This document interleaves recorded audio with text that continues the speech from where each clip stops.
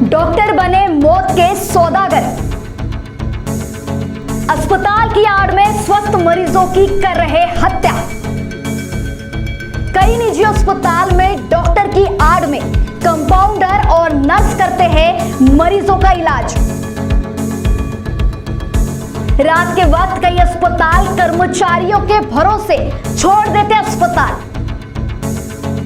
अस्पताल में लगने वाले आरोप नहीं हो पाते सिद्ध। अस्पताल की जांच होती है डॉक्टर के हाथ। ऐसे अस्पताल की रिटायर्ड जज और सीनियर डॉक्टर ने करनी चाहिए जांच। अब बात करेंगे नागपुर के विम्स अस्पताल की, जिसने एक 29 वर्षीय युवक की जिंदगी निगल ली। प्राइवेट अस्पताल जहां बेहतर स्वास्थ्य लाभ की आस लेकर मरीज अपने पैरों पर चलकर पहुंचता है, लेकिन महज 3 दिन में मरीज मौत के आगोश में सो जाता है।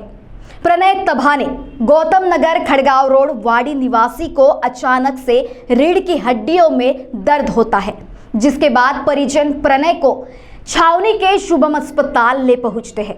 प्रणय अपने पैरों पर चलकर अस्पताल पहुंचता है। शुभम अस्पताल प्रशासन प्रणय को एडमिट करने की सलाह देता है। बाहरी दवाइयों की चिट्ठियां परिजनों को थमाई जाती है। अपना जिगर का टुकड़ा, एक मां का बुढ़ापे का सहारा तंदुरुस्त हो जाए करके मां परिजनों से पैसा इकट्ठा कर हर वो दवा लाकर देती है जो अस्पताल के डॉक्टर मंगवाते हैं। देखते ही देखते प्रणय का स्वास्थ्य बेहतर होने की बजाय बिगड़ने लगा और शुभम अस्पताल के संचालक डॉक्टर राजेश ने प्रणय को विम्स अस्पताल में लेकर चलने की सलाह दी। यही नहीं, अस्पताल के बाहर निजी एम्बुलेंस खड़ी हो गई। परिजनों की हाँ ना के पहले प्रणय को विम्स अस्पताल में ले जाया गया, जहां डॉक्टरों ने उसे ओवरडोज इंजेक्शन देने से प्रणय की मौत हो गई, ऐसा कहना परिजनों का है। विम्स अस्पताल अपनी कार्य प्रणाली को लेकर इससे पहले भी सुर्खियों में रहा है। परिजनों का कहना है कि इस डॉक्टर राजेश और उनके सहयोगी डॉक्टर की वजह से प्रणय की मौत हुई है। सरकार ने इस अस्पताल को ब्लैक लिस्ट करना चाहिए।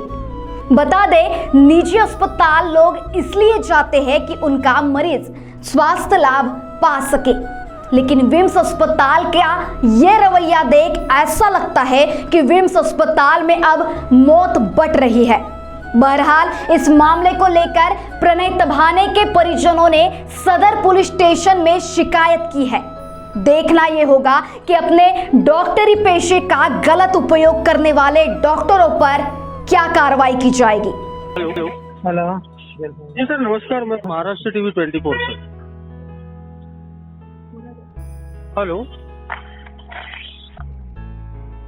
हेलो हेलो जी, महाराष्ट्र टीवी 24 न्यूज चैनल से बात कर रहा था मैं।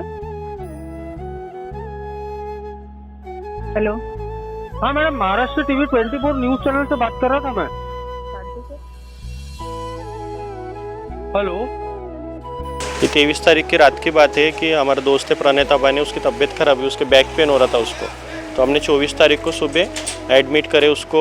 मतलब शुभम नर्सिंग हॉस्पिटल है, डॉक्टर इसका सिंघानिया का, राजेश सिंघानिया, उनके हॉस्पिटल में लेकर गए। तो हमको लगा कि गोली दवाई देकर वो वापस भेज देंगे, तो वो बोले नहीं, एडमिट करना पड़ेगा। तो एडमिट करने के बाद में वो बोले कि 2 दिन में आराम हो जाएगा। तो उसको एडमिट करे, पहला दिन हुआ, दूसरा दिन हुआ, उसने कोई एक्सरे नहीं किया, कोई सीटी स्कैन नहीं किया। अगर एडमिट कर रहा है, बैक पेन हो रहा है, तो उसका काम था एडमिट करने का एक्सरे निकालना और सीटी स्कैन निकालना, लेकिन वो उसने ये सब कोई चीज़ें नहीं करा। उसने इंजेक्शन देते गया, दवाई देते गया, तो उससे कहीं ना कहीं गलती हुई और बाद में पेशेंट हमारा सीरियस हो गया। सीरियस होने के बाद बोलता मेरा हॉस्पिटल है विम्स, बोलते आप वहाँ पे इसको शिफ्ट करो। बोलते मैंने अपनी डॉक्टर की टीम लगा दिया और एम्बुलेंस भी लगा दिया वो बोले।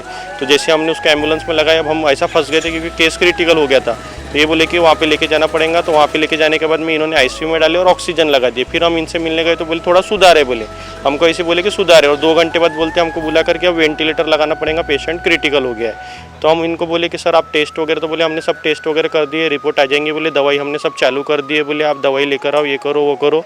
10 बार दवाई मंगा रहे, फीस भरने लगा रहे, 30,000 की दवाई 35,000 की दवाई, यही इनका चलते जा रहा कि लेके आओ। और इनको फिर बाद में जब दूसरे दिन ये हमको बुलाकर बोल रहे कि यानी अपने हाथ से पेशेंट निकल गया, अब हाथ में आएगा कि नहीं आएगा इसकी हम गारंटी नहीं ले सकते बोले। और थोड़ी देर के बाद में बोलते कि पेशेंट की डेथ हो गई। तो फिर वहाँ के जो डॉक्टर है हरिशंकर गुप्ता, वो रात को वहाँ पर आते हैं और वहाँ पे बोलते हैं, उनसे हमने बात करी कि सर ये अचानक एकदम से कैसा हो गया, हमारा पेशेंट तो चलते हुए आया था। तो बोलते कि हमको फॉल्ट ही समझ में नहीं आया बोले। और वो हमको बता रहे थे कभी कि निमोनिया हो गया, कभी बोलते लीवर में सूजन है, कभी बोले जॉइंटिस हो गया, कभी बोले कि उनका हार्ट काम नहीं कर रहा। बीमारी क्या है वो डॉक्टर खुद ही, उनको डॉक्टर को नहीं पता था, क्योंकि हमारे पास से तो सिर्फ वो बैक पेन था उसको। बैक पेन इसलिए था क्योंकि वो टूर वगैरह पे जाता था 2 व्हीलर से, तो हो सकता है कि नॉर्मली बैक पेन होता है। सर ये जो बड़े डॉक्टर है इन्होंने छोटे हॉस्पिटल खोल के रखे हैं कि लोग छोटा देखकर आएंगे और वहाँ पे फिर इनको सीरियस कर देना और फिर बड़े हॉस्पिटल में लेके जाना, यही इनका सिस्टम है। बाकी कुछ नहीं है, क्योंकि है तो सिंगानिया का वो भी हॉस्पिटल है और सिंगानिया का ये भी हॉस्पिटल है। तो इसका सिस्टम यही समझ में आ रहा ना कि वहाँ छोटे हॉस्पिटल में पहले उसको सीरियस कर दिए और बाद में डरा के फिर इनके ही हॉस्पिटल में विम्स में लेकर गए और वहाँ पे ले जाने के बाद में इतना सीरियस कर दिए। पैसे का सर कुछ नहीं है, आदमी एक गरीब भी रहेगा तो कहीं से भी पैसा पानी लेकर आएगा, लेकिन अपनी जान बचाने को देखेंगे। लेकिन ये पैसे के आड़ में लोगों की जान भी ले रहे हैं सर, उसका और विम्स हॉस्पिटल इसके पैसे पहले भी चर्चाओं में रहा है। हमारी यही है कि विम्स हॉस्पिटल और शुभम नर्सिंग हॉस्पिटल और डॉक्टर राजेश सिंगानिया जो है उनके ऊपर में कार्रवाई होना चाहिए। आंबेडकर नगर में राहणार मी विक्की ढोके। माझा मेवणा होता प्रणय तबाने, वय 29 वर्ष होतं। त्याला आजार कोणता होता काय होता हे आम्हाला आताही नाही कळलं।